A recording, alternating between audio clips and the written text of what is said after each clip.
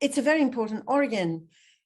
It is connected with emotions. And we know that one thought can change the way your heart is beating. One thought of winning the lottery. Yes, let's choose a positive one. But for that, you have to play it, huh? Yes, you have to buy the ticket. One thought of winning the lottery and the way your heart beats is different. One thought of the person that you love. Yes, whether it is partner, your cat, your dog, member of the family, whoever, and your heart changes the way it beats. Yes. So, and now, of course, together, as they have found, together with the enteric nervous system, remember the digestive, the intestinal area that has its own world of neurons that it feels is called the second brain. They're finding out the same with the heart. Yes, the heart also feels, the heart also, in a way, senses, understands, and it has its own connections of neurons that are going to tell the brain also what's going on. Yes, there's not only the brain to the heart, the connection is also from the heart to the brain. Yes, so very important. And of course, the connection with the respiratory system. And this is why it's so interesting. I don't know what it's like in other countries, but here in Holland, I have a client. She has heart disease, yes, and COPD. So she's had 2 TS, yes, and she has atrial fibrillation that comes and goes. Sometimes they're able to reverse it. And COPD, chronic obstructive pulmonary disease. Well, they know the two are connected. Well, she sees 2 specialists who sometimes cannot agree. And sometimes the medication that she's given is contradictory. So she goes to the heart doctor, to the cardiologist and says, yeah, but I'm taking this. And then she goes to the pulmonologist and goes, oh, yeah, but I'm taking that. Yeah, but, and her cardiologist and her pulmonologist, they've never met. But they're working, the 2 of them, with these 2 issues in a separate way, which is impossible.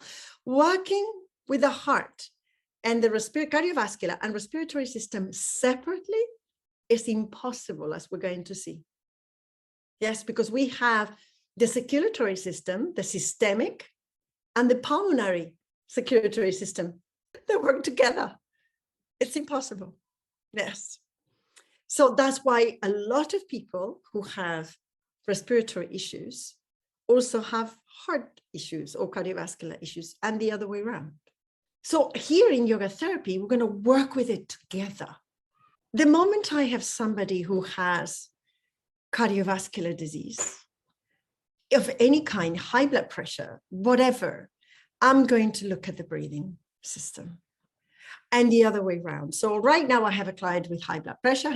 She has high blood pressure at the age of 41, quite high blood pressure, difficult to control with medication. She's now controlling it, but the breathing is horrific. She breathes through the mouth. When I say, at the first time I met her, I said, take a deep breath. If you want to check how people breathe, say, take a deep breath. And they go. For somebody taking a deep breath, this is what they do. So this is what she did, but even she did it through the mouth.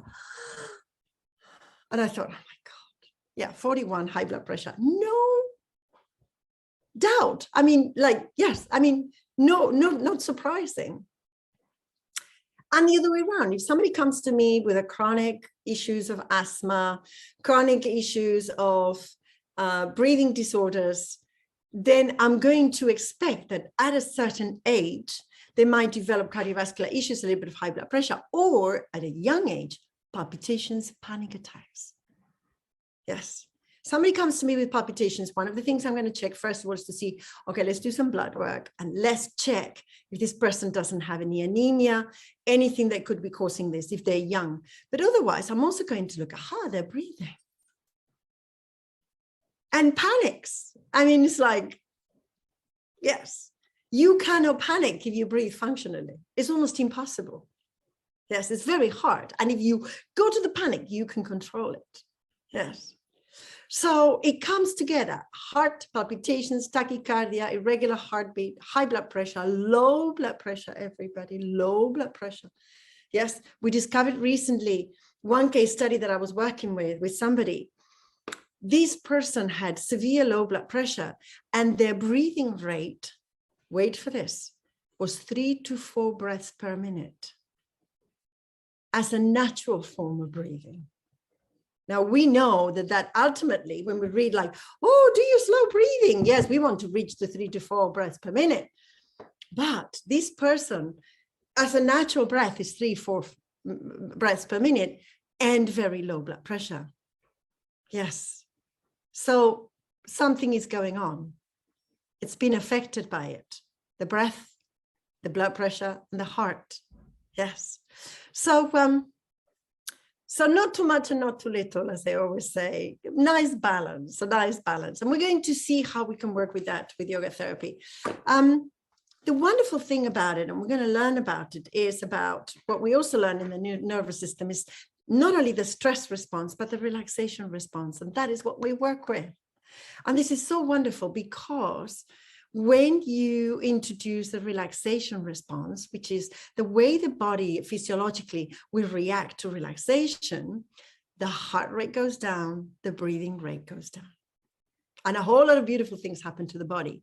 But the nice thing about it is that us as yoga teachers and as yoga therapists, we can introduce the relaxation response in these cases. Yes. However, as I said, it's a balance, and sometimes we're going to have to activate the cardiovascular system in some cases. And how are we going to do that?